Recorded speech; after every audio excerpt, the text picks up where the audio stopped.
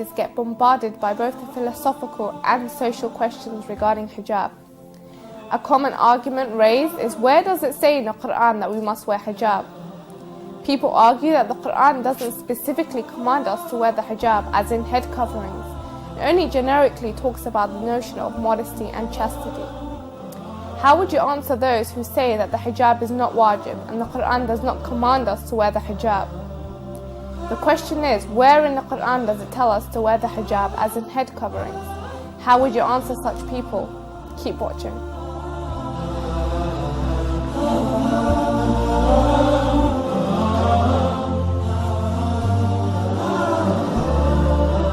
When studying the Quranic revelations, one thing stands clear, that the Quran does command us to wear the physical hijab, as in our physical head coverings. To name a few, Surah An-Nur, verse number 30 and 31, and Surah Al-HAZIR, verse number 53 and 59, are prime examples of this. But before someone comes and interprets or analyzes these Quranic verses, a few points must be considered. Scholars of tafsir and students of tafsir all know that a few points must be considered, and you must obtain knowledge in a few areas before someone comes and analyzes Quranic verses. Let's analyze these points. Number 1, one must have knowledge in Islamic jurisprudence.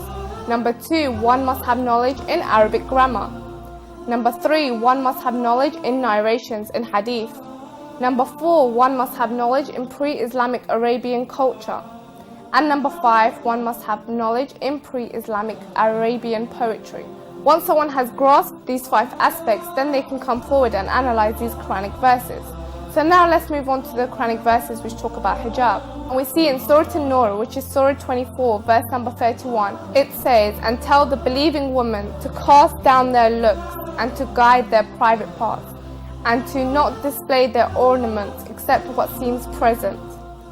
And then it moves on to saying, "and pull their head coverings over their bosoms." This ayah is a clear indication of the commandment to wear the head covering, as in hijab. The word khumur is used. If you look in any Arabic dictionary, especially the most known Arabic dictionaries, you'll see that khimar by definition means the head coverings, as in covering your hair. Now if we go back to the points we mentioned earlier and look at point number 4, as in having knowledge in pre-Islamic Arabian culture, we would see that in pre-Islamic Arabia, women already wore the hijab, the khimar, as in the head coverings. But what they used to do is they used to take the 2 ends of their hijab and tie it backwards, in a sense revealing their necks, their ears and their chest. So when this verse was revealed, Surah An-Nur, verse number 31, Allah says, "Pull your head coverings over your bosoms." It's a clear indication which commands us to wear the head coverings and also cover our chest and neck. If we look at any educational institute or working environment, and we see on their policy it says, all shirts must be tucked in. The order indicates that the individual is already wearing a shirt, but is ordering them to tuck it in. We see in this Quranic ayah that the Quran orders a woman to tuck her head coverings over her bosoms, indicating that the woman is already wearing a head covering, but she must also cover her bosoms, as in her chest. So if anyone asks you, where in the Quran does it tell a woman to cover her hair or to physically cover herself, you can answer them with these points. As the Quran does clearly mention the word khimar, as in head coverings, covering your hair, and also tells us to cover ourselves physically, and also talks about this social hijab. Join me next time for more educational videos where we address the questions directed at women, and the answers and the ways we can tackle these questions. وقل للمؤمنات يغضضن من أبصارهن ويحفظن فروجهن ولا يبدين زينتهن إلا ما ظهر منها وليضربن بخمرهن على جيوبهن.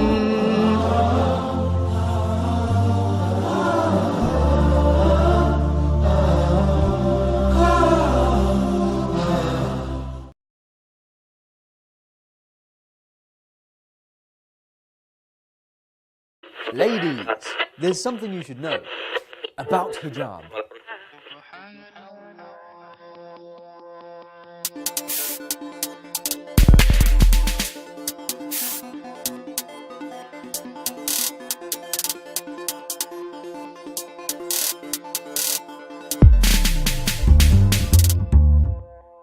The Holy Quran states, O children of Adam, we have indeed sent down to you clothing to cover your shame, and clothing for beauty, and clothing that guards against evil, that is the best. Ever notice the double standards in secular fashion when it comes to men and women? Look at the corporate world, for example. You'll notice that men are usually covered from the neck down to the feet except the hands. Compare that to the usual clothing of a woman in business sectors, and you'll notice that women working in professional environments in the secular world are usually expected to wear less. The neck buttons are usually undone, the sleeves are usually shorter, and the legs are usually bare or barely covered. Double standards between men and women exist to such an extent in the non-religious world that men are made to look respectable while women are objectified. Men wearing ties will normally even do up their top buttons, and for him to reveal the top part of his chest or his arms or his legs, or for him to wear tight clothing that hugs his features, it's just not considered professional. Why then are women expected to wear less? From a very young age, women are taught falsely that what's most important is how they look, and that their worth lies in how pretty they are. About this, Ayatollah Khamenei has said that this is the most immense oppression ever against women. The secular world, especially in the West, has established an unfair equation in society under which the men are the beneficiary and the women are the benefit.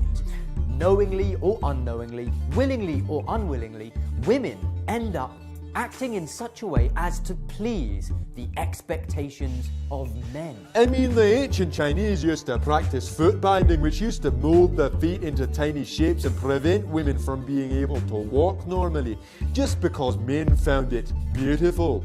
And when you look at that, you'll go, yuck, that's disgusting, I don't want anything to do with that. But we're all doing exactly the same thing today. High heels are designed to unnaturally morph a woman's posture. You know what that looks like? A chicken. You know why? Because men like chicken. Islam, and particularly hijab, came to free us from thinking in this way. Women should be judged according to their character and their faith, not their looks. The Holy Prophet says the beauty of a woman's faith must be given priority over the beauty of her face. Now, if you compare secular clothing to traditional Islamic clothing, you'll notice that all the same parts, for the most part, are covered on both men and women. The neck down to the feet are usually covered, with the addition of women also covering their hair. The Holy Quran states, and say to the believing women, wear their head coverings over their bosoms and not display their ornaments. It is wajib for women to cover every part of their body except the face and hands, i.e.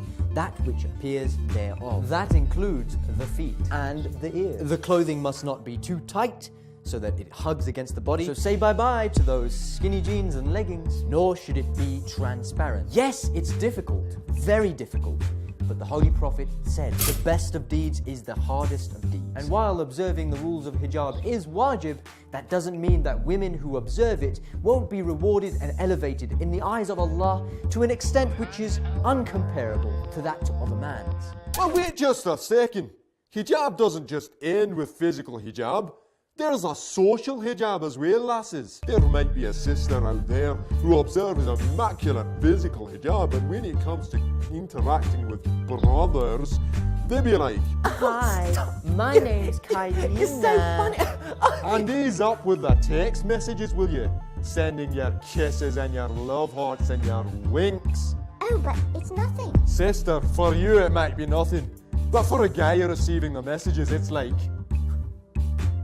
And the Holy Quran states, it may be that you dislike a thing while it is good for you, and it may be that you love a thing while it is evil for you, and Allah knows while you do not know. It causes anatomical abnormalities, including foraminal stenosis, lower back problems, numbness. Inshallah, we'll see you next fortnight. Ta-ra!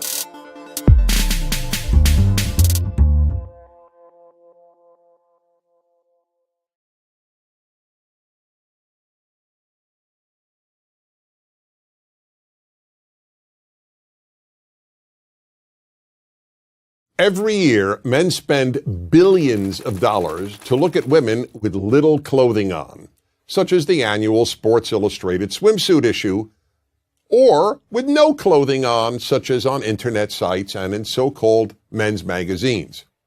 Women, on the other hand, spend virtually nothing to see unclothed men.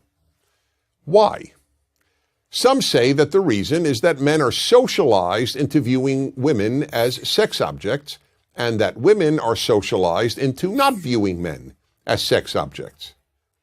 But if that's true, how do these people explain gay men? They are as aroused by pictures of naked men as heterosexual men are aroused by pictures of naked women. Obviously, then, it's not socialization. It's that men are programmed by nature, not by society, to respond sexually to the visual. This is an area in which men are so different from women that it's probably impossible, no, not probably, just outright impossible, for a woman to truly understand. Of course women find some men attractive. And of course a woman can have an intense reaction to seeing a very appealing man. But there's still no comparison. The visual alone arouses men. It takes far more to arouse a woman than seeing naked men. If that's all it took, most husbands would walk around the house naked whenever possible, or at least every time they wanted sex. And the average heterosexual man is excited countless times a day simply by seeing women, in person, on billboards, in magazines, on television, and even in his imagination. This is not the case for women. Yes, there are some male strip shows for women, but few women ever go, and the few who do attend them in groups, a girls' night out. And for every one of those shows, there are probably 10,000 female strip shows for males, most of whom attend alone, not as a participant in a guy's night out. Let's be honest, there is no magazine featuring men's legs for women to look at and get aroused by. But there are websites and magazines of women's legs for men.